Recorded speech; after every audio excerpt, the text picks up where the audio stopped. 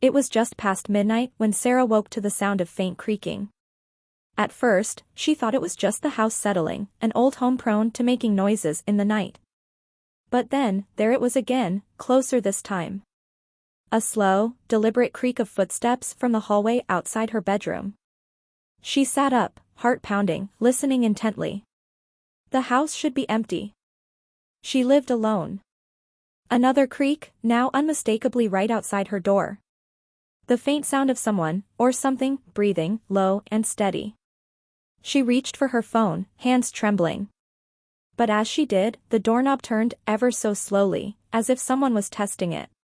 Sarah's breath caught in her throat as she stared at the door, praying it wouldn't open. Then, the turning stopped. Silence. Sarah didn't move. She didn't dare breathe. The silence was thick, oppressive, broken only by her pounding heartbeat. Then, a soft, scraping sound against the door. It was low, almost like nails dragging across the wood. She clutched her phone, but it slipped from her shaking hands and hit the floor with a soft thud. The scraping stopped. In the silence, Sarah slowly bent down to pick up the phone. Her fingers brushed against the cold metal when... thud.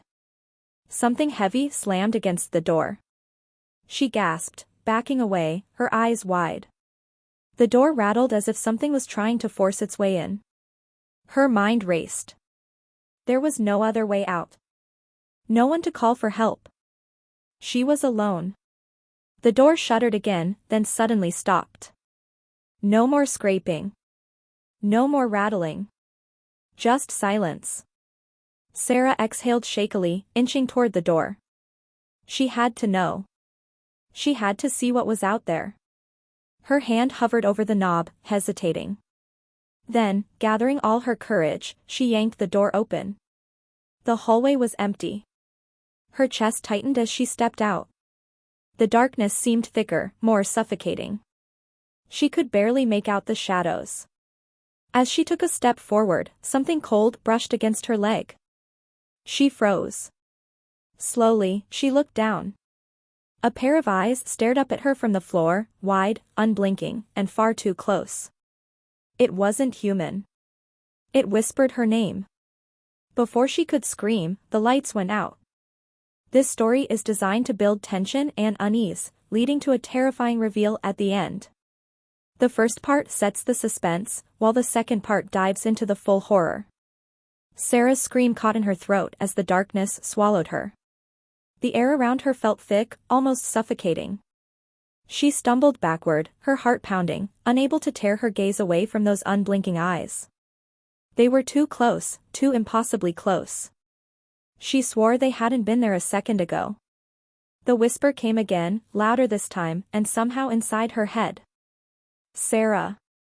Her skin crawled as an icy breeze swept through the hallway, though the windows were closed. Every instinct told her to run, but her legs felt rooted to the spot, paralyzed with terror. Then, the thing began to move. Not like a person. It slithered. Limbs, too long, too thin, crawled out from under her legs, moving in unnatural jerks and twists. The eyes never blinked, never looked away. Sarah. The voice came from everywhere and nowhere, echoing in her mind. Panicked, Sarah turned and bolted back into her room, slamming the door behind her. She pressed her back against it, frantically locking it, even though deep down, she knew it wouldn't help. The house was too silent again. Her phone was still on the floor. She scrambled to pick it up, dialing for help, her hands trembling too much to type.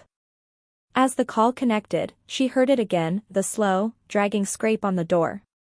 This time, it was louder. Closer.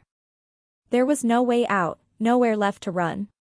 She backed away from the door, her breathing shallow, waiting for something, anything, to happen.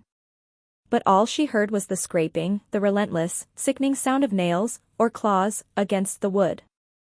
Then it stopped. Suddenly, the door burst open with a force that sent Sarah crashing into the wall. She screamed as she scrambled back, eyes wide, staring at the shadowed figure in the doorway. It was tall, its form a twisted silhouette. Those same, unblinking eyes gleamed in the darkness, watching her. Too late, Sarah. The voice echoed, this time deep and guttural. The figure stepped into the room, its movements fluid yet unnatural, and the temperature dropped even further, the air around it vibrating with a strange, otherworldly energy. Sarah crawled backward, trying to keep her distance, but there was nowhere to go. It was right in front of her now. She could see its face, or what was left of it, mangled and distorted, a mockery of human features. It reached out, long, bony fingers stretching toward her, cold and unyielding. With her last burst of adrenaline, Sarah grabbed the nearest object, a heavy lamp, and swung it toward the creature with all her strength. The lamp passed right through its body as though it were nothing more than smoke. It loomed over her, those dead, empty eyes staring into hers. You can't hide anymore. The voice was a final, chilling whisper. In an instant, the figure lunged. Everything went black. I hope you liked this short story. Please make sure to like, subscribe and share this to your friends to scare them also.